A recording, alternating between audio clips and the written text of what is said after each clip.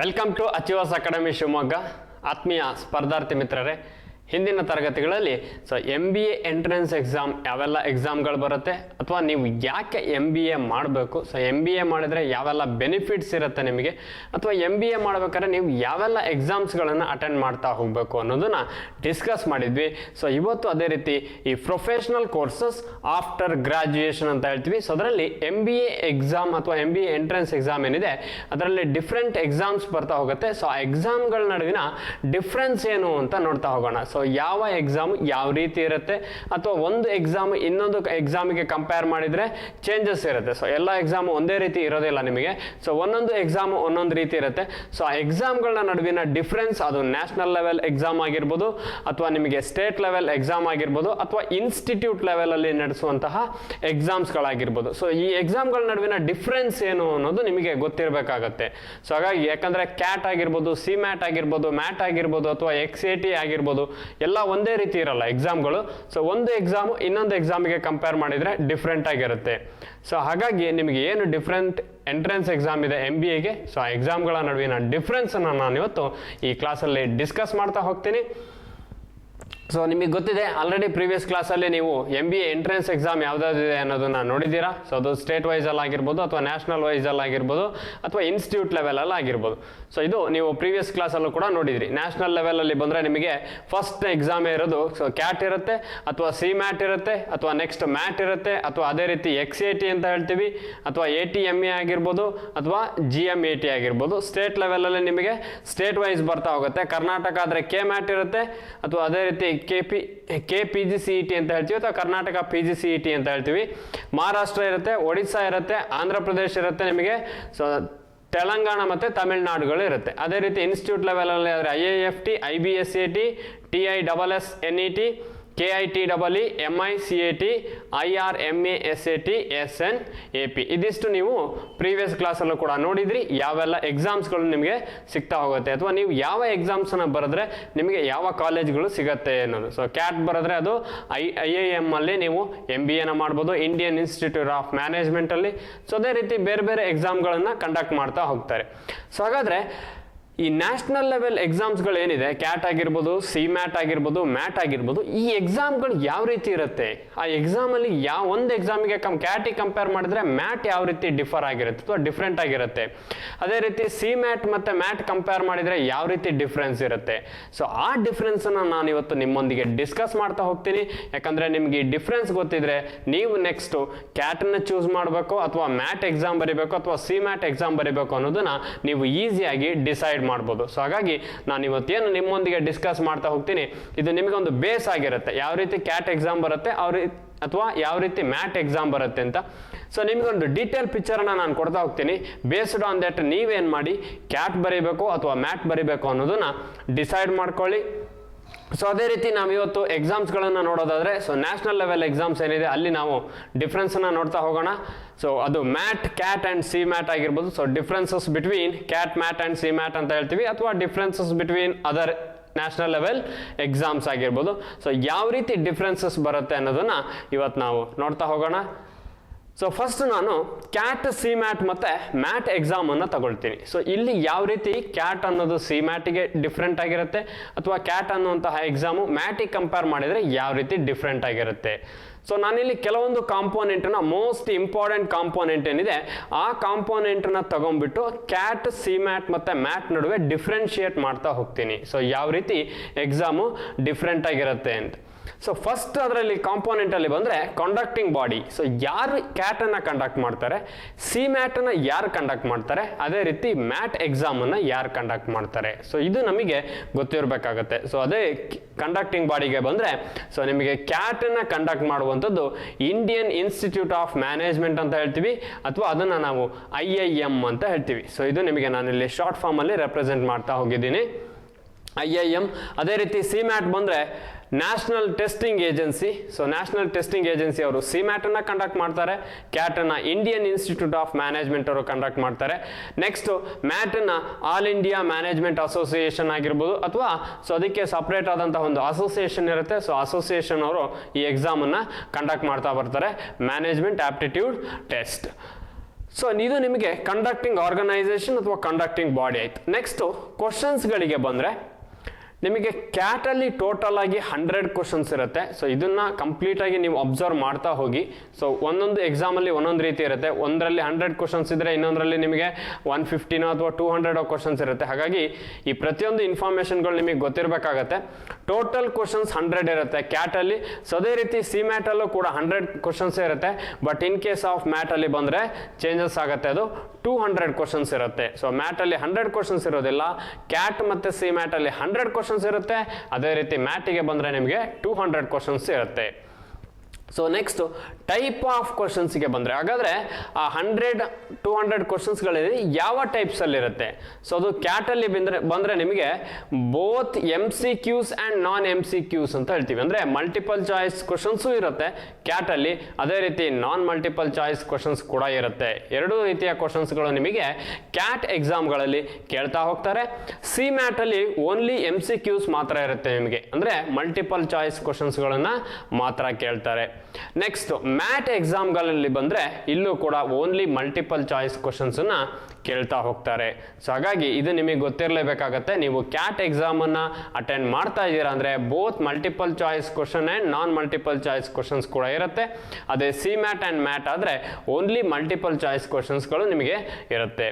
Next 4th ಒನ್ನಿಗೆ ಬಂದರೆ ಕಾಂಪೋನೆಂಟಲ್ಲಿ time limit ಅಂತ ಹೇಳ್ತೀವಿ. ಸೊ ಅಂದರೆ ಕ್ಯಾಟ್ ಎಕ್ಸಾಮಲ್ಲಿ ನೀವೇನು 100 ಕ್ವಶನ್ಸ್ ಇರುತ್ತೆ, ಆ 100 ಕ್ವಶನ್ಸನ್ನು ನೀವು ಅಟೆಂಡ್ ಮಾಡಬೇಕಾಗಿರೋದು 3 ಅವರ್ಸಲ್ಲಿ. ಸೊ ಅದರಲ್ಲಿ MCQs ಮತ್ತು ನಾನ್ MCQs ಎರಡೂ ಇರುತ್ತೆ.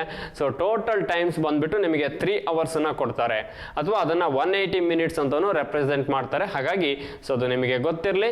ಸೊ 180 ಮಿನಿಟ್ಸ್ ಆರ್ 3 ಅವರ್ಸ್ ಅನ್ನೋದು ಕ್ಯಾಟಿನ ಎಕ್ಸಾಮ್ ಡ್ಯೂರೇಷನ್ ಆಗಿರುತ್ತೆ ನಿಮಗೆ. ಅದೇ ರೀತಿ ಸಿ ಮ್ಯಾಟಲ್ಲೂ ಕೂಡ ನೀವು 100 ಕ್ವಶನ್ಸನ್ನು 3 ಅವರ್ಸಲ್ಲಿ ಕಂಪ್ಲೀಟ್ ಮಾಡಬೇಕಾಗತ್ತೆ, ಅಥವಾ ವಿತಿನ್ 3 ಅವರ್ಸಲ್ಲಿ ನಿಮಗೆ 100 ಕ್ವಶನ್ಸ್ ಕಂಪ್ಲೀಟ್ ಆಗಬೇಕಾಗತ್ತೆ. ಮ್ಯಾಟಲ್ಲಿ ಬಂದರೆ ನಿಮಗೆ 2.5 ಅವರ್ಸ್ ಆಗುತ್ತೆ. ಸೊ 2.5 ಅವರ್ಸ್ ಅಂದರೆ 2 ಅವರ್ಸ್ 50 ಮಿನಿಟ್ಸ್ ಅಲ್ಲ, ಇದು 2 ಅವರ್ಸ್ 30 ಮಿನಿಟ್ಸ್ ಆಗಿರುತ್ತೆ. ಅದನ್ನು ನಾವು 2.5 ಅವರ್ಸ್ ಅಂತ ಹೇಳ್ತೀವಿ, ಅಥವಾ 2.5 ಅಂತ ನಾನು ಮೆನ್ಷನ್ ಮಾಡಿದ್ದೀನಿ, ಕನ್ಫ್ಯೂಷನ್ ಆಗಬೇಡಿ. 2.5 ಅಂದರೆ 2 hours 30 minutes, not 2 hours 50 minutes. 2 hours 30 minutes ನಿಮಗೆ ಮ್ಯಾಟಲ್ಲಿ ಟೈಮ್ಸ್ ಇರುತ್ತೆ. ಸೊ ಆ ಟೈಮಲ್ಲಿ ನೀವು 200 ಕ್ವಶನ್ಸನ್ನು ಅಟೆಂಡ್ ಮಾಡಬೇಕಾಗತ್ತೆ. ನೆಕ್ಸ್ಟು ಮಾರ್ಕಿಂಗ್ ಸ್ಕೀಮ್ ನೋಡೋದಾದರೆ, ಸೊ ಯಾವ ರೀತಿ ಮಾರ್ಕ್ಸನ್ನು ಅಲಾಟ್ಮೆಂಟ್ ಮಾಡ್ತಾ ಬರ್ತಾರೆ ಅಂದರೆ, ಸೊ ಅದು ನಿಮಗೆ ಕ್ಯಾಟ್ ಎಕ್ಸಾಮ್ಗಳಲ್ಲಿ 3 ಮಾರ್ಕ್ಸ್ ಇರುತ್ತೆ. ಒಂದು ಕ್ವಶನ್ಸಿಗೆ 3 ಮಾರ್ಕ್ಸನ್ನು ಅವರು ಅಲಾಟ್ಮೆಂಟ್ ಮಾಡ್ತಾ ಬರ್ತಾರೆ. ಅದೇ ನಿಮಗೆ ಸಿ ಮ್ಯಾಟ್ ಆದರೆ ಒಂದು ಕ್ವಶನಿಗೆ 4 ಮಾರ್ಕ್ಸ್ ಅಲಾಟ್ಮೆಂಟ್ ಮಾಡ್ತಾರೆ. ಮ್ಯಾಟ್ ಎಕ್ಸಾಮ್ ಆದರೆ ಒಂದು ಕ್ವಶನಿಗೆ 1 ಮಾರ್ಕ್ಸನ್ನು ಅಲಾಟ್ಮೆಂಟ್ ಮಾಡ್ತಾ ಬರ್ತಾರೆ. ಸೊ ಮಾರ್ಕಿಂಗ್ ಸ್ಕೀಮ್ ಅಂತ ಹೇಳ್ತೀವಿ. ಕ್ಯಾಟ್ ಎಕ್ಸಾಮ್ಗಳಲ್ಲಿ ಈಚ್ ಕ್ವಶನ್ ಕ್ಯಾರೀಸ್ 3 ಮಾರ್ಕ್ಸ್ ಅಂತ ಹೇಳ್ತೀವಿ. ಸೊ ಅದೇ ರೀತಿ ಸಿ ಮ್ಯಾಟಲ್ಲಿ ಈಚ್ ಕ್ವಶನ್ ಕ್ಯಾರೀಸ್ 4 ಮಾರ್ಕ್ಸ್. ಅದೇ ರೀತಿ ಮ್ಯಾಟ್ ಆದರೆ each question carries 1 marks. So ಪ್ರತಿಯೊಂದು ಕ್ವಶನಿಗೂ 1 ಮಾರ್ಕ್ಸ್ ಇರುತ್ತೆ. ಸಿ ಮ್ಯಾಟಲ್ಲಿ 4 ಮಾರ್ಕ್ಸ್ ಇರುತ್ತೆ. ಕ್ಯಾಟಲ್ಲಾದರೆ ನಿಮಗೆ 3 ಮಾರ್ಕ್ಸ್ ಇರುತ್ತೆ. Next negative marking. ಸೊ ಎಲ್ಲಿ ನೆಗೆಟಿವ್ ಮಾರ್ಕಿಂಗ್ನ ಇಂಪ್ಲಿಮೆಂಟ್ ಮಾಡಿದ್ದಾರೆ, either CAT or C MAT or MAT ಅನ್ನೋದು. ಸೊ ನೆಗೆಟಿವ್ ಮಾರ್ಕಿಂಗ್ಗೆ ಬಂದರೆ ಕ್ಯಾಟಲ್ಲಿ ನಿಮಗೆ -1 ಮಾರ್ಕ್ಸ್ ಅಥವಾ 1 ಮಾರ್ಕ್ಸ್ ನೆಗೆಟಿವ್ ಆಗ್ತಾ ಹೋಗುತ್ತೆ ನೀವು ಕ್ವಶನ್ಸನ್ನು ರಾಂಗ್ ಮಾಡಿದ್ರಿ ಅಂದರೆ. ನೆಕ್ಸ್ಟ್ ಸಿ ಮ್ಯಾಟಲ್ಲೂ ಕೂಡ 1 ಮಾರ್ಕ್ಸನ್ನು ಡಿಡಕ್ಟ್ ಮಾಡ್ತಾ ಹೋಗ್ತಾರೆ. ಬಟ್ ಮ್ಯಾಟಲ್ಲಿ ನಿಮಗೆ 1/4 ಅಷ್ಟು ಅಂದರೆ 0.25 ಮಾರ್ಕ್ಸ್ ಅಷ್ಟು ಡಿಡಕ್ಟ್ ಮಾಡ್ತಾ ಹೋಗ್ತಾರೆ ನಿಮಗೆ. ಹಾಗಾಗಿ ನಿಮಗೆ ಇದೆಲ್ಲ ಕ್ರೈಟೀರಿಯಾಗಳು ಗೊತ್ತಿರಬೇಕಾಗತ್ತೆ. ಸೊ ಇದೆಲ್ಲ ಕ್ರೈಟೀರಿಯಾ ನಿಮಗೆ ಗೊತ್ತಾದರೆ ಒಂದು ಬೇಸ್ ಸಿಗುತ್ತೆ, ನೀವು ಯಾವ ಎಕ್ಸಾಮನ್ನು ಅಟೆಂಡ್ ಮಾಡ್ಬೋದು ಪ್ರತಿಯೊಂದು ಗೊತ್ತಿರಬೇಕಾಗತ್ತೆ ನಿಮಗೆ. ಮಾರ್ಕಿಂಗ್ ಸ್ಕೀಮು, ನೆಗೆಟಿವ್ ಮಾರ್ಕಿಂಗ್, ಅಥವಾ ಎಷ್ಟು ಕ್ವಶನ್ಸ್ ಇರುತ್ತೆ, MCQs ಇರುತ್ತೋ ನಾನ್ MCQs ಇರುತ್ತೋ, ಎಷ್ಟು ಟೈಮ್ ಕೊಡ್ತಾರೆ, ಸಿಲೆಬಸ್ ಏನು, ಅಥವಾ ಯಾವ ಸಬ್ಜೆಕ್ಟ್ ಇರುತ್ತೆ, ಸಬ್ಜೆಕ್ಟ್ ಬಂದ್ಬಿಟ್ಟು ಸಬ್ಜೆಕ್ಟಲ್ಲಿ ನೆಕ್ಸ್ಟ್ ಸಿಲೆಬಸ್ ನೀವು ಏನನ್ನ ಓದಬೇಕು, ಈ ಪ್ರತಿಯೊಂದು ಪಿಕ್ಚರನ್ನು ನಾನು ನಿಮ್ಮ ಮುಂದೆ ಇಡ್ತಾ ಹೋಗ್ತೀನಿ. So based on that choice is yours. ನೀವು ಕ್ಯಾಟನ್ನು ಚೂಸ್ ಮಾಡ್ತಿರೋ, ಮ್ಯಾಟನ್ನು ಚೂಸ್ ಮಾಡ್ತಿರೋ, ಸಿ ಮ್ಯಾಟನ್ನು ಚೂಸ್ ಮಾಡ್ತಿರೋ, ಅಥವಾ ಕರ್ನಾಟಕ PGCETನ ಚೂಸ್ ಮಾಡ್ತಿರೋ, ಕೆ ಮ್ಯಾಟನ್ನು ಚೂಸ್ ಮಾಡ್ತಿರೋ. ಸೊ ಚಾಯ್ಸ್ ನಿಮ್ಮ ಹತ್ರ ಇರುವಂಥದ್ದು. ಬಟ್ ಕಂಪ್ಲೀಟ್ ನಿಮಗೆ ಪಿಕ್ಚರನ್ನು ನಾನು ಕೊಡ್ತಾ ಹೋಗ್ತೀನಿ. ಸೊ ಅದು ಎಲ್ಲ ಪಾರ್ಟ್ ಸಿಲೆಬಸ್ ವೈಸ್ ಆಗಿರ್ಬೋದು, ಎಕ್ಸಾಮ್ ಪ್ಯಾಟ್ರನ್ ಆಗಿರ್ಬೋದು, ಪ್ರತಿಯೊಂದು ಪಿಕ್ಚರ್ಗಳು ನಿಮಗೆ ಸಿಗ್ತಾ ಹೋಗುತ್ತೆ. ನೆಗೆಟಿವ್ ಮಾರ್ಕಿಂಗಲ್ಲಿ -1 0.25 ಮ್ಯಾಟಲ್ ಆಯಿತು. ನೆಕ್ಸ್ಟ್ ನಂಬರ್ ಆಫ್ ಸೆಕ್ಷನ್ನಿಗೆ ಬಂದರೆ ಅಂದರೆ ಎಕ್ಸಾಮಲ್ಲಿ ಎಷ್ಟು ಸಬ್ಜೆಕ್ಟ್ಸ್ ಇರುತ್ತೆ ಅದನ್ನು ನಾನು ನಂಬರ್ ಆಫ್ ಸೆಕ್ಷನ್ಸ್ ಅಂತ ಹೇಳ್ತೀನಿ. ಎಷ್ಟು ಸೆಕ್ಷನ್ ಆಗಿ ಡಿವೈಡ್ ಮಾಡಿರ್ತಾರೆ ಕ್ಯಾಟ್ ಎಕ್ಸಾಮಲ್ಲಿ. ಸೊ 3 ಸೆಕ್ಷನ್ಸ್ ಇರುತ್ತೆ. ಸೊ ಅದು ಒಂದು ನಿಮಗೆ ಕ್ವಾಂಟಿಟೇಟಿವ್ ಆಪ್ಟಿಟ್ಯೂಡ್ ಅಥವಾ ಡಾಟಾ ಅನಾಲಿಸಿಸ್ ಆ್ಯಂಡ್ ಇಂಟರ್ಪ್ರಿಟೇಷನ್ ಅಂತ ಹೇಳ್ತಾರೆ. ಸೊ ಅದೇ ರೀತಿ ನೆಕ್ಸ್ಟ್ ನಿಮಗೆ ರೀಸನಿಂಗ್ ಕಾನ್ಸೆಪ್ಟ್ಸ್ ಇರುತ್ತೆ. ನೆಕ್ಸ್ಟ್ ವರ್ಬಲ್ ಎಬಿಲಿಟಿ ಅಂತ ಹೇಳ್ತಾರೆ. ಸೊ ನಾನು ಸೆಕ್ಷನ್ಸ್ ಏನಿದೆ ಅದನ್ನು ನಿಮಗೆ ನೆಕ್ಸ್ಟ್ ಪಾರ್ಟ್ಗಳಲ್ಲಿ ಡೀಟೇಲ್ ಆಗಿ ಎಕ್ಸ್ಪ್ಲೈನ್ ಮಾಡ್ತಾ ಹೋಗ್ತೀನಿ. ಯಾವ್ಯಾವ ಸೆಕ್ಷನ್ ಬರುತ್ತೆ, ಏನೇನು ಸಬ್ಜೆಕ್ಟ್ ಬರುತ್ತೆ ಅಥವಾ ಏನೆಲ್ಲ ಕಾನ್ಸೆಪ್ಟ್ಗಳು ಬರುತ್ತೆ ಅಂತ. ಇಲ್ಲಿ ನಾನು ಎಕ್ಸ್ಪ್ಲೈನ್ ಮಾಡ್ತಾ ಇರುವಂಥದ್ದು ನಿಮಗೆ ಜಸ್ಟ್ ಯಾವ ರೀತಿ ಎಕ್ಸಾಮ್ಗಳು ಡಿಫ್ರೆನ್ಶಿಯೇಟ್ ಆಗ್ತಾ ಹೋಗುತ್ತೆ. How cat is differ from C mat ಅಥವಾ ಸಿ ಮ್ಯಾಟ್ ಮತ್ತು ಮ್ಯಾಟ್ ನಡುವಿನ ಡಿಫ್ರೆನ್ಸ್ ಏನು. ಸೊ ಇಲ್ಲಿ ನಿಮಗೆ ನಂಬರ್ ಆಫ್ ಸೆಕ್ಷನ್ ಕ್ಯಾಟಲ್ ಆದರೆ 3 ಸೆಕ್ಷನ್ ಇರುತ್ತೆ. ಸಿ ಮ್ಯಾಟಲ್ ಆದರೆ 1 ಸೆಕ್ಷನ್ ಜಾಸ್ತಿ ಇರುತ್ತೆ, ಅಂದರೆ 4 ಸೆಕ್ಷನ್ ಇರುತ್ತೆ. ಅಂದರೆ ಕ್ಯೂಟಿ ರೀಸನ್ ಇಂಗ್ಲೀಷ್ ಜೊತೆಗೆ ಜನರಲ್ ಅವೇರ್ನೆಸ್ ಒಂದು ಇನ್ಕ್ಲೂಡ್ ಆಗ್ಬೋದು. ಸೊ ಮ್ಯಾಟಲ್ಲಿ ನಿಮಗೆ 5 ಸೆಕ್ಷನ್ ಇರುತ್ತೆ ಇಲ್ಲಿ. So 1 section extra. ಹಾಗಾಗಿ ಕ್ಯಾಟಲ್ ಆದರೆ ನೀವು ಓನ್ಲಿ 3 ಸೆಕ್ಷನನ್ನು ಅಟೆಂಡ್ ಮಾಡಬೇಕು 100 ಮಾರ್ಕ್ಸಿಗೆ. ಸಿ ಮ್ಯಾಟಲ್ಲಿ ನೀವು 100 ಮಾರ್ಕ್ಸಿಗೆ 4 ಸೆಕ್ಷನ್ಸನ್ನು ಅಟೆಂಡ್ ಮಾಡಬೇಕು. ಮ್ಯಾಟ್ ಎಕ್ಸಾಮಲ್ಲಿ 200 ಮಾರ್ಕ್ಸಿಗೆ ನೀವು 5 ಸೆಕ್ಷನನ್ನು ಅಟೆಂಡ್ ಮಾಡಬೇಕಾಗತ್ತೆ. Next sectional timings. ಅಂದರೆ ನಿಮಗೆ ಈ ಸೆಕ್ಷನ್ಸ್ ಏನು ಕೊಡ್ತಾರೆ 3 ಸೆಕ್ಷನ್ಸನ್ನ ಸೆಕ್ಷನಲ್ ಟೈಮಿಂಗ್ಸ್ ಏನಾದ್ರು ಇಂಪ್ಲಿಮೆಂಟ್ ಮಾಡ್ತಾರೆ ಎಕ್ಸಾಮ್ಗಳಲ್ಲಿ. ಸೊ ಕ್ಯಾಟ್ ಎಕ್ಸಾಮಲ್ಲಿ ನಿಮಗೆ 60 ಮಿನಿಟ್ಸ್ ಟೈಮಿಂಗ್ಸ್ ಇದೆ. ಸೊ 1 ಸೆಕ್ಷನಿಗೆ 60 ಮಿನಿಟ್ಸು, ಅದೇ ರೀತಿ 3 ಸೆಕ್ಷನ್ನಿಗೆ ನಿಮಗೆ 3 ಅವರ್ಸ್ ಅಥವಾ 180 ಮಿನಿಟ್ಸ್ ಆಗಿರುತ್ತೆ. ಸಿ ಮ್ಯಾಟಲ್ಲಿ ನಿಮಗೆ ಯಾವುದೇ ರೀತಿಯ ಸೆಕ್ಷನಲ್ ಟೈಮಿಂಗ್ಸ್ ಇರೋದಿಲ್ಲ. ಸೊ ಅದನ್ನೇ ನಾನು ನೋ ಅಂತ ರೆಪ್ರೆಸೆಂಟ್ ಮಾಡಿದ್ದೀನಿ. ಅಂದರೆ ಯಾವುದೇ ರೀತಿಯ ಸೆಕ್ಷನಲ್ ಟೈಮಿಂಗ್ಸ್ ನಿಮಗೆ ಸಿ ಮ್ಯಾಟ್ ಎಕ್ಸಾಮ್ಗಳಲ್ಲಿ ಇರೋದಿಲ್ಲ. ಬಟ್ ಮ್ಯಾಟ್ ಎಕ್ಸಾಮಲ್ಲಿ ಅಗೈನ್ ನಿಮಗೆ ಸೆಕ್ಷನಲ್ ಟೈಮಿಂಗ್ಸ್ ಇರುತ್ತೆ. ಸೊ ಇದು ಕೂಡ ನಿಮಗೆ ಗೊತ್ತಿರಬೇಕಾಗತ್ತೆ. ಸೊ ಮ್ಯಾಟ್ ಎಕ್ಸಾಮಲ್ಲಿ ಕೂಡ ಸೆಕ್ಷನಲ್ ಟೈಮಿಂಗ್ಸ್ ಇರುತ್ತೆ. ಹಾಗಾದರೆ ಮ್ಯಾಟ್ ಮತ್ತು ಕ್ಯಾಟಲ್ಲಿ ಸೆಕ್ಷನಲ್ ಟೈಮಿಂಗ್ಸ್ ಇರುತ್ತೆ, ಸಿ ಮ್ಯಾಟಲ್ಲಿ ಮಾತ್ರ ನಿಮಗೆ ಸೆಕ್ಷನಲ್ ಟೈಮಿಂಗ್ಸ್ ಇರೋದಿಲ್ಲ. ನೆಕ್ಸ್ಟ್ ಎಕ್ಸಾಮ್ ಫ್ರೀಕ್ವೆನ್ಸಿ ಅಂತ ಹೇಳ್ತೀವಿ. ಅಂದರೆ ಒನ್ಸ್ ಇನ್ ಎ ಇಯರ್ ನಡೆಯುತ್ತೋ ಅಥವಾ 4 ಟೈಮ್ಸ್ ಇನ್ ಎ ಇಯರ್ ನಡೆಯುತ್ತೋ. ಸೊ ಅದು ನಿಮಗೆ ಗೊತ್ತಿರಬೇಕು. ಕ್ಯಾಟ್ ಎಕ್ಸಾಮ್ ಎಷ್ಟು ಟೈಮ್ಸ್ ನಡೆಯುತ್ತೆ ಇಯರ್ಲಿ, ಸಿ ಮ್ಯಾಟ್ ಎಷ್ಟು ಟೈಮ್ಸ್ ನಡೆಯುತ್ತೆ, ಮ್ಯಾಟ್ ಎಷ್ಟು ಟೈಮ್ಸ್ ನಡೆಯುತ್ತೆ. ಸೊ ಫ್ರೀಕ್ವೆನ್ಸಿಗೆ ಬಂದರೆ ಕ್ಯಾಟ್ ನಿಮಗೆ ಕಂಡಕ್ಟ್ ಮಾಡುವಂಥದ್ದು ಒನ್ಸ್ ಇನ್ ಎ ಇಯರ್. ಅದೇ ರೀತಿ ಸಿ ಮ್ಯಾಟ್ ಕೂಡ ನಿಮಗೆ once in a year. Mat exam ಆದರೆ 4 ಟೈಮ್ಸ್ ಇನ್ ಎ ಇಯರ್ ಅಂತ ಹೇಳ್ತಾರೆ. ಫೆಬ್ರವರಿಯಿಂದ ಡಿಸೆಂಬರ್ ಒಳಗೆ ನಿಮಗೆ 4 ಟೈಮ್ಸ್ ಕಂಡಕ್ಟ್ ಮಾಡ್ತಾರೆ. ಯಾವುದನ್ನ ಮ್ಯಾಟ್ ಎಕ್ಸಾಮನ್ನು. ಸಿ ಮ್ಯಾಟ್ ಮತ್ತು ನಿಮಗೆ ಕ್ಯಾಟ್ ಎಕ್ಸಾಮ್ ಏನಿದೆ ಅದು ಇಯರ್ಲಿ ಒನ್ಸ್ ಮಾತ್ರ, once in A yearly 1 time conduct ಮಾಡ್ತಾ ಬರ್ತಾರೆ. ಸೊ ಅದನ್ನು ನಾನು ಎಕ್ಸಾಮ್ ಫ್ರೀಕ್ವೆನ್ಸಿ ಅಂತ ಹೇಳ್ತೀನಿ. ನೆಕ್ಸ್ಟು ಅಪಿಯರಿಂಗ್ ಸ್ಟೂಡೆಂಟ್ಸ್, ಅಂದರೆ ಎಷ್ಟು ಜನ ಸ್ಟೂಡೆಂಟ್ಸ್ ಅಪಿಯರ್ ಆಗ್ತಾರೆ ಇಯರ್ಲಿ. ಸೊ ಕ್ಯಾಟಲ್ಲಿ more than 2 lakh students appear ಆಗ್ತಾರೆ ಅಥವಾ ಎಕ್ಸಾಮನ್ನು ಅಟೆಂಡ್ ಮಾಡ್ತಾರೆ ಕ್ಯಾಟ್ ಎಕ್ಸಾಮಲ್ಲಿ. ಸಿ ಮ್ಯಾಟ್ ಎಕ್ಸಾಮಲ್ಲಿ more than 1.5 lakh students apply ಮಾಡ್ತಾರೆ ಅಥವಾ ಎಕ್ಸಾಮನ್ನು ಸಿ ಮ್ಯಾಟ್ ಎಕ್ಸಾಮನ್ನು ಅಟೆಂಡ್ ಮಾಡ್ತಾರೆ. ಮ್ಯಾಟಲ್ಲಿ ಮೋರ್ ದ್ಯಾನ್ 1 ಲ್ಯಾಕ್ ಸ್ಟೂಡೆಂಟ್ಸ್ ನಿಮಗೆ ಮ್ಯಾಟ್ ಎಕ್ಸಾಮನ್ನು ಅಟೆಂಡ್ ಮಾಡ್ತಾ ಬರ್ತಾರೆ. ಸೊ ವಿತ್ ಇನ್ ಇಂಡಿಯಾ ಇದು. ಸೊ ಆಲ್ ಓವರ್ ವರ್ಲ್ಡ್ ಅಲ್ಲ, ವಿತ್ ಇನ್ ಇಂಡಿಯಾದಲ್ಲಿ ಇಷ್ಟು ನಿಮಗೆ 2 ಲ್ಯಾಕ್, 1.5 ಲ್ಯಾಕ್, 1 ಲ್ಯಾಕ್ ಅಷ್ಟು ಸ್ಟೂಡೆಂಟ್ಸು ಎಕ್ಸಾಮ್ಸನ್ನು ಅಟೆಂಡ್ ಮಾಡ್ತಾ ಬರ್ತಾರೆ. ನೆಕ್ಸ್ಟು ಮೋಡ್ ಆಫ್ ಎಕ್ಸಾಮ್, ಅಂದರೆ ಯಾವ ಮೋಡಲ್ಲಿ ಎಕ್ಸಾಮನ್ನು ಕಂಡಕ್ಟ್ ಮಾಡ್ತಾರೆ, ಆನ್ಲೈನ್ ಮಾಡ್ತಾರೋ ಆಫ್ಲೈನ್ ಮಾಡ್ತಾರೋ ಗೊತ್ತಿರಬೇಕು. So cat only in online mode, ಅಂದರೆ ಕ್ಯಾಟ್ ಎಕ್ಸಾಮನ್ನು ಆನ್ಲೈನಲ್ಲಿ ಮಾತ್ರ ಕಂಡಕ್ಟ್ ಮಾಡ್ತಾರೆ. ಸಿ ಮ್ಯಾಟ್ ಕೂಡ ನಿಮಗೆ ಆನ್ಲೈನ್ ಮಾತ್ರ ಎಕ್ಸಾಮ್ ಇರುತ್ತೆ. ನೆಕ್ಸ್ಟು ಮ್ಯಾಟಿಗೆ ಬಂದರೆ ಬೋತ್ ಆನ್ಲೈನ್ ಆ್ಯಂಡ್ ಆಫ್ಲೈನ್ ಎರಡೂ ಇರುತ್ತೆ. ಅಂದರೆ ಆನ್ಲೈನ್ ಅಂದರೆ ಕಂಪ್ಯೂಟರ್ ಬೇಸ್ಡ್ ಟೆಸ್ಟ್ ಆಗಿರುತ್ತೆ. ನೆಕ್ಸ್ಟ್ ಆಫ್ಲೈನ್ ಅಂದರೆ ಪೇಪರ್ ಬೇಸ್ಡ್ ಟೆಸ್ಟ್ ಆಗಿರುತ್ತೆ. ಅದನ್ನೇ PBT ಅಂತ ಹೇಳ್ತೀವಿ. CBT, PBT ಅಂತ ಹೇಳ್ತೀವಿ. CBT ಅಂದರೆ ಕಂಪ್ಯೂಟರ್ ಬೇಸ್ಡ್ ಟೆಸ್ಟ್, PBT ಅಂದರೆ ಪೇಪರ್ ಬೇಸ್ಡ್ ಟೆಸ್ಟ್. ಅದೇ ರೀತಿ ಇನ್ನೊಂದು IBT ಅಂತ ಹೇಳ್ತಾರೆ, ಇಂಟರ್ನೆಟ್ ಬೇಸ್ಡ್ ಟೆಸ್ಟ್ ಅಂತ. ಸೊ ನಿಮಗೆ ಮ್ಯಾಟ್ ಎರಡೂ ಮೋಡಲ್ಲಿ ಅವೈಲಬಿಲಿಟಿ ಇರುತ್ತೆ, ಅಂದರೆ online mode and offline mode. But C mat ಮತ್ತು ಕ್ಯಾಟ್ ಎಕ್ಸಾಮ್ ಏನಿದೆ ಇದು ನಿಮಗೆ ಅವೈಲಬಿಲಿಟಿ ಇರುವಂಥದ್ದು ಓನ್ಲಿ ಇನ್ ಆನ್ಲೈನ್ ಮೋಡ್. ಹಾಗಾದರೆ ನೀವು ಇಲ್ಲಿ ಒಂದು ಐಡಿಯಾಸ್ ಸಿಗ್ತದೆ ನಿಮಗೆ, ಕ್ಯಾಟ್, ಸಿ ಮ್ಯಾಟ್ ಮತ್ತು ಮ್ಯಾಟ್ ನಡುವೆ ಯಾವ ರೀತಿ ಡಿಫ್ರೆನ್ಶಿಯೇಟ್ ಮಾಡ್ಬೋದು ಎಕ್ಸಾಮನ್ನು ಅಂತ.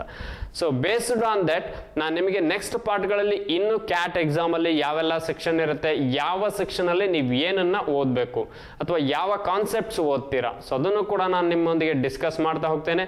ಸೊ ಇಲ್ಲಿ ಜಸ್ಟ್ ಕ್ಯಾಟ್, ಸಿ ಮ್ಯಾಟ್ ಮತ್ತು ಮ್ಯಾಟ್ ನಡುವಿನ ಡಿಫ್ರೆನ್ಸನ್ನು ಡಿಸ್ಕಸ್ ಮಾಡಿದ್ದೀನಿ. ಸೊ ಹಾಗಾಗಿ ಈ ಡಿಫ್ರೆನ್ಸನ್ನು ನೀವು ಚೆನ್ನಾಗಿ ನೋಡ್ಕೊಳ್ಳಿ. ಇಲ್ಲಿ ಕ್ಯಾಟ್ ಎಕ್ಸಾಮಲ್ಲಿ ನಿಮಗೆ ಒಂದು ನೆನಪಿರಲಿ, 100 ಮಾರ್ಕ್ಸ್ ಅಂತ ಹೇಳಿದ್ದೀನಿ. ಸೊ ಇಲ್ಲಿ ಪ್ರೀವಿಯಸ್ ಇಯರ್ ಡ್ಯೂ ಟು ನಿಮ್ಮ ಕೋವಿಡ್ ಪ್ಯಾಂಡಮಿಕ್ ಏನಿತ್ತು, ಸೊ ಹಾಗಾಗಿ ಇನ್ಸ್ಟೆಡ್ ಆಫ್ 100 ಮಾರ್ಕ್ಸ್ ಬದಲು ಅವರು 76 ಮಾರ್ಕ್ಸಿಗೆ ಎಕ್ಸಾಮನ್ನು ಕಂಡಕ್ಟ್ ಮಾಡಿದರು. ಸೊ 76 ಮಾರ್ಕ್ಸಿಗೆ ಅಂದರೆ ಅಗೈನ್ ಟೈಮಿಂಗ್ಸ್ ಕೂಡ ರೆಡ್ಯೂಸ್ ಮಾಡ್ತಾರೆ. ಹಾಗಾಗಿ ಅಟ್ ಪ್ರೆಸೆಂಟ್ 2021 ಕೂಡ 76 ಮಾಡ್ಬೋದು, 76 ಮಾರ್ಕ್ಸಿಗೆ ಅಥವಾ 100 ಮಾರ್ಕ್ಸಿಗೆ ಮಾಡ್ಬೋದು.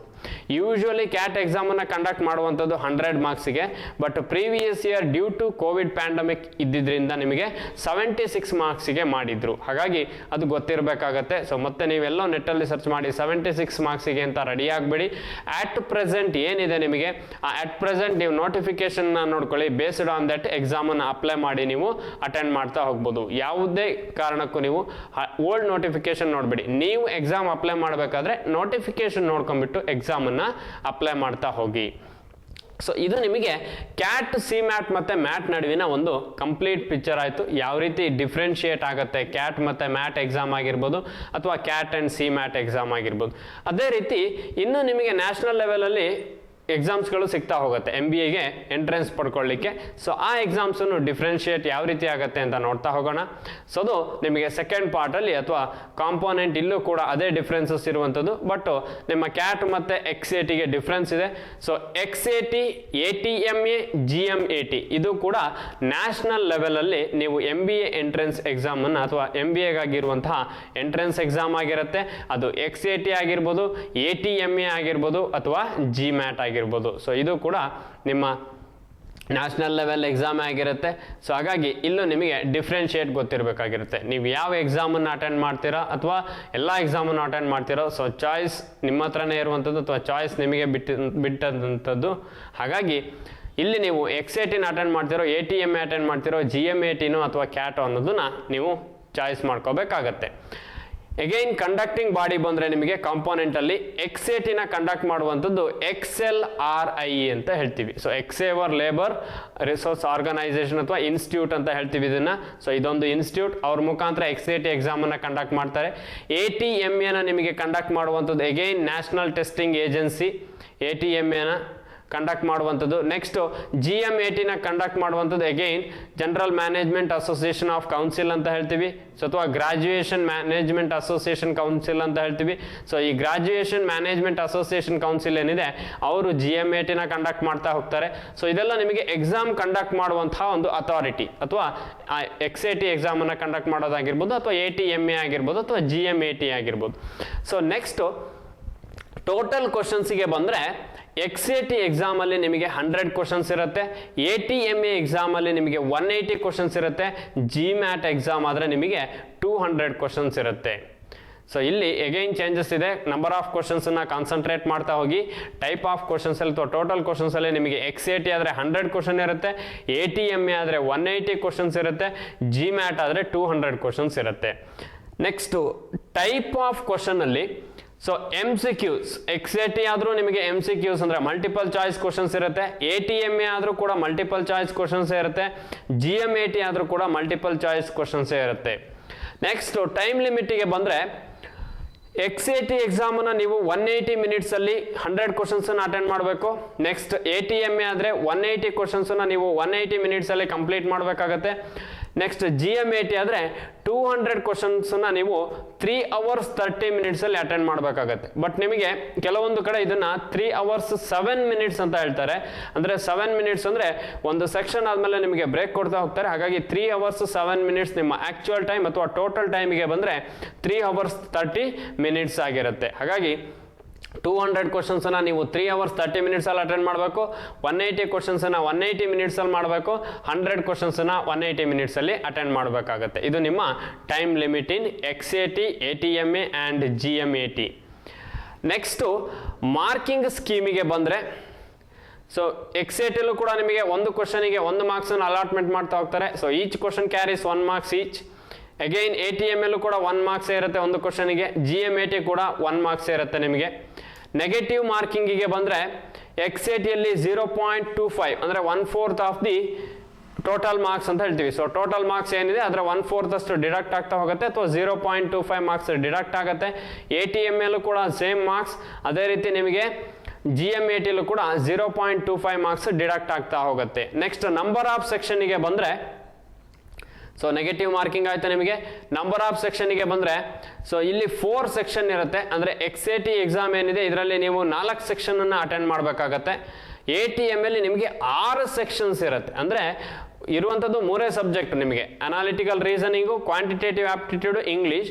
ಬಟ್ ಒಂದೊಂದು ಸಬ್ಜೆಕ್ಟಲ್ಲಿ 2 ಸೆಕ್ಷನ್ ಇರುತ್ತೆ ನಿಮಗೆ. ಅನಾಲಿಟಿಕಲ್ ಸ್ಕಿಲ್ 1, ಅನಾಲಿಟಿಕಲ್ ಸ್ಕಿಲ್ 2 ಅಂತ ಇರುತ್ತೆ. ಹಾಗಾಗಿ 6 ಸೆಕ್ಷನ್ಸ್ ಇರುತ್ತೆ ನಿಮಗೆ ATMA ಎಕ್ಸಾಮಲ್ಲಿ. ಅದೇ ರೀತಿ GMAT ಆದರೆ ನಿಮಗೆ ಅಗೈನ್ 4 ಸೆಕ್ಷನ್ಸು ಇರುತ್ತೆ. ಸೊ ಆ 4 ಸೆಕ್ಷನ್ಸನ್ನು ನೀವು ಅಟೆಂಡ್ ಮಾಡಬೇಕಾಗತ್ತೆ. ಸೊ ಈ 4 ಸೆಕ್ಷನ್ನಿಂದ ನಿಮಗೆ ಟೋಟಲ್ ಆಗಿ 100 ಕ್ವಶನ್ಸ್ ಇರುತ್ತೆ, ಅಥವಾ ಇಲ್ಲಿ ATMA ಆದರೆ 180 ಕ್ವಶನ್ಸ್ ಇರುತ್ತೆ, GMAT ಆದರೆ 200 ಕ್ವಶನ್ಸ್ ಇರುತ್ತೆ.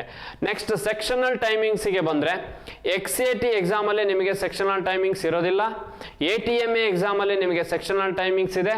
ಅದೇ ರೀತಿ GMAT ಎಕ್ಸಾಮಲ್ಲೂ ಕೂಡ ನಿಮಗೆ ಸೆಕ್ಷನಲ್ ಟೈಮಿಂಗ್ಸ್ ಇದೆ. ಸೊ ಹಾಗಾಗಿ ನೆನಪಿರಲಿ, ಎಲ್ಲಿ ನಿಮಗೆ ಸೆಕ್ಷನಲ್ ಟೈಮಿಂಗ್ಸ್ ಇದೆಯೋ ಅಲ್ಲಿ ಅವರು ಕೊಡುವಂತಹ ಟೈಮಿಂಗ್ಸಲ್ಲೇ ನೀವು ಸಾಲ್ವ್ ಮಾಡಬೇಕಾಗತ್ತೆ.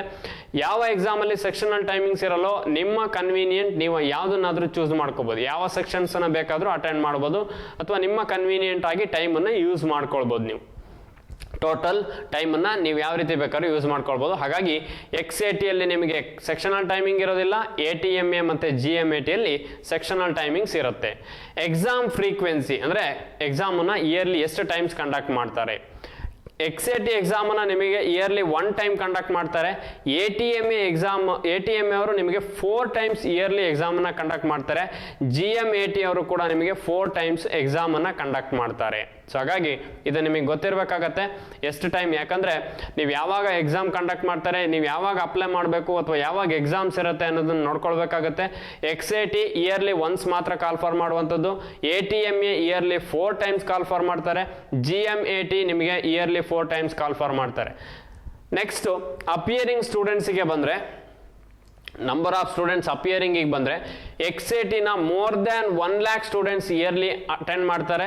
ಅದೇ ರೀತಿ ATMAನೂ ಕೂಡ ಮೋರ್ ದ್ಯಾನ್ 1 lakh ಸ್ಟೂಡೆಂಟ್ಸ್ ಎಕ್ಸಾಮನ್ನು ಅಟೆಂಡ್ ಮಾಡ್ತಾ ಬರ್ತಾರೆ. ಅದೇ GMAT ಆದರೆ ನಿಮಗೆ 0.5 lakh ಅಂತ ಹೇಳಿದ್ದೀನಿ. ಅಂದರೆ ಮೋರ್ ದ್ಯಾನ್ 50,000 ಸ್ಟೂಡೆಂಟ್ಸ್ ನಿಮಗೆ GMAT ಎಕ್ಸಾಮನ್ನು ಅಟೆಂಡ್ ಮಾಡ್ತಾ ಬರ್ತಾರೆ. ಸೊ ಮೋರ್ ದ್ಯಾನ್ 50,000, 0.5 lakh ಅಂತ ಹೇಳಿದ್ದೀನಿ, that is nothing but more than 50,000. Next mode of ಎಕ್ಸಾಮಿಗೆ ಬಂದರೆ XAT ಎಕ್ಸಾಮ್ ನಿಮಗೆ ಆನ್ಲೈನಲ್ಲಿರುತ್ತೆ ಅಥವಾ ಮೋಡ್ ಆಫ್ ಎಕ್ಸಾಮ್ ಆನ್ಲೈನೇ ಆಗಿರುತ್ತೆ. ATMA ಎಕ್ಸಾಮ್ ಆದರೆ ನಿಮಗೆ ಬೋತ್ ಆನ್ಲೈನ್ ಮತ್ತು ಆಫ್ಲೈನಲ್ಲಿ ಕಂಡಕ್ಟ್ ಮಾಡ್ತಾರೆ. GMAT ಎಕ್ಸಾಮನ್ನು ನಿಮಗೆ ಆನ್ಲೈನಲ್ಲಿ ಕಂಡಕ್ಟ್ ಮಾಡ್ತಾರೆ. ಹಾಗಾಗಿ ಮೋಡ್ ಆಫ್ ಎಕ್ಸಾಮು ಕೂಡ ನಿಮಗೆ ಗೊತ್ತಿರಬೇಕಾಗತ್ತೆ. XAT ಆದರೆ ಆನ್ಲೈನು, ಅದೇ ರೀತಿ ATMA ಆದರೆ ಬೋತ್ ಆನ್ಲೈನ್ ಆ್ಯಂಡ್ ಆಫ್ಲೈನ್ ಆಗಿರುತ್ತೆ. GMAT ಆದರೆ ಓನ್ಲಿ ನಿಮಗೆ ಆನ್ಲೈನ್ ಮಾತ್ರ ಇರುತ್ತೆ. ಸೊ ಇಲ್ಲಿ ನಿಮಗೆ ಇದೆರಡು ಏನು ಸ್ಲೈಡ್ಗಳಿದೆ ಅಥವಾ ಇದೆರಡು ನೀವೇನು ಪಾರ್ಟ್ ಕಂಪ್ಯಾರಿಸನ್ ಮಾಡಿದ್ರಿ, ಇಲ್ಲಿ ನಿಮಗೆ ಡೀಟೇಲ್ ಆಗಿ ಒಂದು ಪಿಕ್ಚರ್ ಸಿಗುತ್ತೆ. ಯಾವ ರೀತಿ ನ್ಯಾಷನಲ್ ಲೆವೆಲಲ್ಲಿ ನೀವು MBA ಎಂಟ್ರೆನ್ಸ್ ಎಕ್ಸಾಮನ್ನು ಬರಿಬೋದು, ಅಥವಾ MBA ಎಂಟ್ರೆನ್ಸ್ ಎಕ್ಸಾಮು ನ್ಯಾಷನಲ್ ಲೆವೆಲಲ್ಲಿ ಯಾವ ರೀತಿ ಇದೆ. ಒಂದು ಎಕ್ಸಾಮ್ ಮತ್ತು ಮತ್ತೊಂದು ಎಕ್ಸಾಮಿಗೆ ಬೇಕಾದಷ್ಟು ಡಿಫ್ರೆನ್ಸ್ ಇದೆ. ಸಬ್ಜೆಕ್ಟ್ ವೈಸ್ ಕೂಡ ಡಿಫ್ರೆನ್ಸ್ ಇರುತ್ತೆ, ಮಾರ್ಕ್ಸ್ ವೈಸ್ ಡಿಫ್ರೆನ್ಸ್ ಇರುತ್ತೆ, ಟೈಮಿಂಗ್ ಡಿಫ್ರೆನ್ಸ್ ಇರುತ್ತೆ. ಹಾಗಾಗಿ ಪ್ರತಿಯೊಂದು ಕಾಂಪೊನೆಂಟ್ ಕೂಡ ಡಿಫರ್ ಆಗಿರುತ್ತೆ ಒಂದು ಎಕ್ಸಾಮಿಂದ ಇನ್ನೊಂದು ಎಕ್ಸಾಮಿಗೆ. ಹಾಗಾಗಿ ನಿಮಗೆ ಆ ಎಕ್ಸಾಮ್ ಅಟೆಂಡ್ ಮಾಡೋದಕ್ಕೂ ಮುಂಚೆ ಆ ಎಕ್ಸಾಮಿನ ಡೀಟೇಲ್ ಕಂಪ್ಲೀಟ್ ಪಿಕ್ಚರ್ ಗೊತ್ತಿರಬೇಕಾಗತ್ತೆ, ಅಥವಾ ಆ ನೋಟಿಫಿಕೇಶನ್ನ ಕಂಪ್ಲೀಟ್ ಸ್ಟಡಿ ಮಾಡಿಬಿಟ್ಟು ನೆಕ್ಸ್ಟ್ ನೀವು ಆ ಎಕ್ಸಾಮನ್ನು ಅಪ್ಲೈ ಮಾಡಬೇಕಾಗತ್ತೆ. ಸೊ ಹಾಗಾಗಿ ನೆಕ್ಸ್ಟ್ MBA ಮಾಡುವಂಥವ್ರು ಸೊ ತುಂಬ ಕೇರ್ಫುಲ್ ಆಗಿ ನೀವು ಆ ನೋಟಿಫಿಕೇಶನನ್ನು ನೋಡ್ಕೊಳ್ಳಿ. ಬೇಸ್ಡ್ ಆನ್ ದಟ್ ನೀವು ಯಾವ ಎಕ್ಸಾಮನ್ನು ಚೂಸ್ ಮಾಡ್ತೀರ ಅನ್ನೋದು ನಿಮ್ಮ ಮೇಲೆ ಡಿಪೆಂಡ್ ಆಗಿರುತ್ತೆ. ಸೊ ನಿಮ್ಗೆ ಯಾವ ಎಕ್ಸಾಮ್ ಬರೀಬೇಕು ಅನ್ಸುತ್ತೋ ಆ ಎಕ್ಸಾಮನ್ನು ನೀವು ಅಟೆಂಡ್ ಮಾಡ್ಬೋದು. ಯಾಕಂದರೆ ಈ ಎಲ್ಲ ಎಕ್ಸಾಮ್ಗಳು, ಅದು ಕ್ಯಾಟ್ ಆಗಿರ್ಬೋದು, ನಿಮಗೆ ಮ್ಯಾಟ್ ಆಗಿರ್ಬೋದು, CMAT ಆಗಿರ್ಬೋದು, XAT ಆಗಿರ್ಬೋದು, ATMA ಆಗಿರ್ಬೋದು, GMAT ಆಗಿರ್ಬೋದು, ಗ್ರಾಜ್ಯುಯೇಷನ್ ಆದಮೇಲೆ ನೀವು ಅಟೆಂಡ್ ಮಾಡುವಂಥದ್ದು ಒಂದು. ಇನ್ನೊಂದು, ಎಲ್ಲ ಎಕ್ಸಾಮ್ಗಳಲ್ಲೂ 50% ಗ್ರಾಜ್ಯುಯೇಷನ್, 50% ಇನ್ ಗ್ರಾಜ್ಯುಯೇಷನ್ ಅಂತ ಹೇಳ್ತಾ ಹೋಗ್ತಾರೆ ನಿಮಗೆ. ಸೊ ಕೆಲವೊಂದು ಎಕ್ಸಾಮ್ಗಳಲ್ಲಿ ಏನು ಹೇಳ್ತಾರೆ ಅಂದರೆ 50% ಗ್ರಾಜ್ಯುಯೇಷನ್ ಜೊತೆಗೆ ನಿಮಗೆ ರಿಸರ್ವೇಷನ್ ಕ್ಯಾಟಗರಿ ಸಿಗ್ತಾ ಹೋಗುತ್ತೆ ಕೆಲವೊಂದು ಎಕ್ಸಾಮ್ಗಳಲ್ಲಿ. ಬಟ್ ಕೆಲವೊಂದು ಎಕ್ಸಾಮ್ಗಳಲ್ಲಿ 50% ಗ್ರಾಜ್ಯುಯೇಷನಲ್ಲಿ ಇರಬೇಕು. ಗ್ರಾಜ್ಯುಯೇಷನ್ ಇನ್ ಎನಿ ಡಿಸಿಪ್ಲಿನ್ ಅಂತ ಹೇಳ್ತಾರೆ. ಸೊ ಯಾವುದೇ ಡಿಸಿಪ್ಲಿನಲ್ಲಿ ನೀವು ಗ್ರಾಜ್ಯುಯೇಟ್ ಆಗಿದ್ರೂ ಕೂಡ ಈ ಎಕ್ಸಾಮ್ಸ್ಗಳನ್ನು ನೀವು ಬರಿಬೋದು. ಸೊ ಹಾಗಾಗಿ ಅದನ್ನು ನೀವು ನೋಟಿಫಿಕೇಶನಲ್ಲಿ ಇನ್ ಡೀಟೇಲ್ ಆಗಿ ನೋಡ್ಕೊಳ್ಳಿ. ನಾನು ಜಸ್ಟ್ ಹೇಳಿದ್ದೀನಿ 50% ಇನ್ ಗ್ರಾಜ್ಯುಯೇಷನ್ ಇರಬೇಕು. ಅದೇ ರೀತಿ ಅಥವಾ just graduation in any discipline ಆಗಿದ್ರು ಬರಿಬೋದು ನೀವು, ಅಥವಾ ಕೆಲವೊಂದು ಎಕ್ಸಾಮ್ಗಳಲ್ಲಿ ರಿಸರ್ವೇಷನ್ ಕ್ಯಾಟಗರಿಗೆ ರಿಸರ್ವೇಷನ್ ಕೊಡ್ತಾ ಹೋಗ್ತಾರೆ. ಹಾಗಾಗಿ ಈ ಕಂಪ್ಲೀಟ್ ಡೀಟೇಲ್ಸ್ಗಳು ನಿಮಗೆ ಗೊತ್ತಿರಬೇಕಾಗತ್ತೆ ಬಿಫೋರ್ ಎಕ್ಸಾಮ್ ಅಪ್ಲೈ ಮಾಡ್ಬೇಕಾದ್ರೆ. ಸೊ ಆ ಡೀಟೇಲ್ಸನ್ನು ತಿಳ್ಕೊಂಡ್ಬಿಟ್ಟು ನೆಕ್ಸ್ಟ್ ನೀವು ಎಕ್ಸಾಮನ್ನು ಅಪ್ಲೈ ಮಾಡ್ತಾ ಹೋಗಿ. ಸೊ ನಾನಿಲ್ಲಿ ನಿಮಗೆ ಜಸ್ಟ್ ನ್ಯಾಷನಲ್ ಲೆವೆಲಲ್ಲಿ ಬರುವಂತಹ MBA ಎಂಟ್ರೆನ್ಸ್ ಎಕ್ಸಾಮ್ ಏನಿದೆ ಅದರ ಡಿಫ್ರೆನ್ಸನ್ನು ಹೇಳ್ತಾ ಹೋಗಿದ್ದೀನಿ, ಯಾವ ರೀತಿ ಒಂದು ಎಕ್ಸಾಮ್ ಇನ್ನೊಂದು ಎಕ್ಸಾಮಿಗೆ ಡಿಫ್ರೆಂಟ್ ಆಗಿರುತ್ತೆ ಅಂತ. ನೆಕ್ಸ್ಟ್ ಕ್ಲಾಸ್ಗಳಲ್ಲಿ ಆ ಎಕ್ಸಾಮಲ್ಲಿ ಯಾವ್ಯಾವ ಸೆಕ್ಷನ್ಸ್ ಇರುತ್ತೆ ಅನ್ನೋದನ್ನು ಡಿಸ್ಕಸ್ ಮಾಡ್ತಾ ಹೋಗ್ತೀನಿ. ಯಾಕಂದರೆ ಇಲ್ಲಿ ನಾನು ಹೇಳಿದ್ದೀನಿ ಕೆಲವೊಂದು ಎಕ್ಸಾಮಲ್ಲಿ 3 ಸೆಕ್ಷನ್ಸ್ ಇರುತ್ತೆ, ಇನ್ನು ಕೆಲವೊಂದು ಎಕ್ಸಾಮಲ್ಲಿ 4 ಸೆಕ್ಷನ್ ಇರುತ್ತೆ, ಇನ್ನು ಕೆಲವು ಎಕ್ಸಾಮಲ್ಲಿ 6 ಸೆಕ್ಷನ್ಸ್ ಇರುತ್ತೆ. ಹಾಗಾದರೆ ಆ ಸೆಕ್ಷನ್ಸ್ಗಳು ಯಾವ್ದ್ಯಾವುದು, ಯಾವ್ಯಾವ ಎಕ್ಸಾಮಲ್ಲಿ ಯಾವ್ಯಾವ ಸೆಕ್ಷನ್ಸಲ್ಲಿ ನಿಮಗೆ ಕ್ವಶನ್ಸ್ ಇರುತ್ತೆ, ಸೊ ಅದನ್ನು ನಾನು ನೆಕ್ಸ್ಟ್ ಪಾರ್ಟ್ಗಳಲ್ಲಿ ಡಿಸ್ಕಸ್ ಮಾಡ್ತಾ ಹೋಗ್ತೀನಿ. ಅದೇ ರೀತಿ ನಿಮಗೆ ಎಕ್ಸಾಮ್ ಆದಮೇಲೆ ನೆಕ್ಸ್ಟು ಸಿಲೆಬಸ್ ಗೊತ್ತಿರಬೇಕಾಗತ್ತೆ. ಸೊ ಸೆಕ್ಷನ್ಸ್ ಆದಮೇಲೆ ಆ ಸೆಕ್ಷನಲ್ಲಿ ಏನು ಸಿಲೆಬಸ್ಸನ್ನು ಓದಬೇಕು, ಸೊ ಅದನ್ನು ಕೂಡ ನಾನು ಮುಂಬರುವಂತಹ ಕ್ಲಾಸ್ಗಳಲ್ಲಿ ನಿಮಗೆ ಡೀಟೇಲ್ ಆಗಿ ಎಕ್ಸ್ಪ್ಲೈನ್ ಮಾಡ್ತಾ ಹೋಗ್ತೀನಿ. ಸೊ ಅದೇ ರೀತಿ ನಮ್ಮದೇ ಆದಂತಹ ಟೆಲಿಗ್ರಾಮ್ ಗ್ರೂಪ್ ಇದೆ, ಸೊ ಅಲ್ಲೂ ಕೂಡ ನಿಮಗೆ ಡೈಲಿ ನ್ಯೂಸ್ ಪೇಪರ್ ಸಿಗುತ್ತೆ. ಯಾಕಂದರೆ ನಿಮ್ಮ ಇಂಗ್ಲೀಷ್ ವೊಕ್ಯಾಬ್ಯುಲರಿ ಬೇಸಿನೇ ಅದನ್ನು ಸಾಧ್ಯವಾದಷ್ಟು ನೀವು ಡೆವಲಪ್ ಮಾಡ್ಕೊಳ್ಳಿ. ಸೊ ಅದು ಕೂಡ ನಿಮಗೆ ಮುಂದೆ ಹೆಲ್ಪ್ಫುಲ್ ಆಗುತ್ತೆ. ಅದೇ ರೀತಿ ನಿಮಗೆ ಮೆಟೀರಿಯಲ್ಸ್ನ ಪ್ರೊವೈಡ್ ಮಾಡ್ತಾ ಬರ್ತಾರೆ. ಸೊ ಆ ಮೆಟೀರಿಯಲ್ಸನ್ನು ಕೂಡ ನೀವು ಅಚೀವರ್ಸ್ ಕ್ಲಬ್ ಅನ್ನುವಂತಹ ಟೆಲಿಗ್ರಾಮ್ ಚಾನಲಿಂದ ಕಲೆಕ್ಟ್ ಮಾಡ್ಕೊಳ್ಬೋದು, ಅಥವಾ ವಾಟ್ಸಪ್ ಗ್ರೂಪ್, ಯೂಟ್ಯೂಬ್ ಚಾನಲ್ ಅಥವಾ ಟೆಲಿಗ್ರಾಮ್ ಗ್ರೂಪ್ಗಳಿರುತ್ತೆ, ಇಲ್ಲೂ ಕೂಡ ನೀವು ನಮ್ಮೊಂದಿಗೆ ಜಾಯ್ನ್ ಆಗ್ಬೋದು. ಸೊ ಹಾಗಾಗಿ ನೀವು ನಮ್ಮೊಂದಿಗೆ ಜಾಯ್ನ್ ಆಗೋದರ ಮುಖಾಂತರ ಸೊ ನಿಮ್ಮ ಏನು ಫ್ಯೂಚರ್ MBA ಅನ್ನೋದು ನಿಮ್ಮ ಡ್ರೀಮ್ ಇದೆ, ಸೊ ಆ ಡ್ರೀಮನ್ನು ನೀವು ಸಕ್ಸಸ್ ಮಾಡ್ಕೊಳ್ಳಿ ಅಂತ ಹೇಳ್ತಾ, ಅದೇ ರೀತಿ ಯಾರೆಲ್ಲ ಈ MBA PGCET ಆಗಿರ್ಬೋದು, CAT ಆಗಿರ್ಬೋದು, MAT ಆಗಿರ್ಬೋದು, ಸೊ MBA ಎಕ್ಸಾಮ್ಸನ್ನು ಅಟೆಂಡ್ ಮಾಡಬೇಕು ಅಂತ ಇದ್ದೀರಾ ಮುಂದೆ, ಅಥವಾ ನೆಕ್ಸ್ಟ್ ಬರುವಂತಹ PGCET ಎಕ್ಸಾಮನ್ನು ಅಟೆಂಡ್ ಮಾಡಿ MBA ಮಾಡಬೇಕು ಅಂತಿದ್ದೀರಾ, ಸೊ ಎಲ್ಲರಿಗೂ ಒಳ್ಳೆಯದಾಗಲಿ.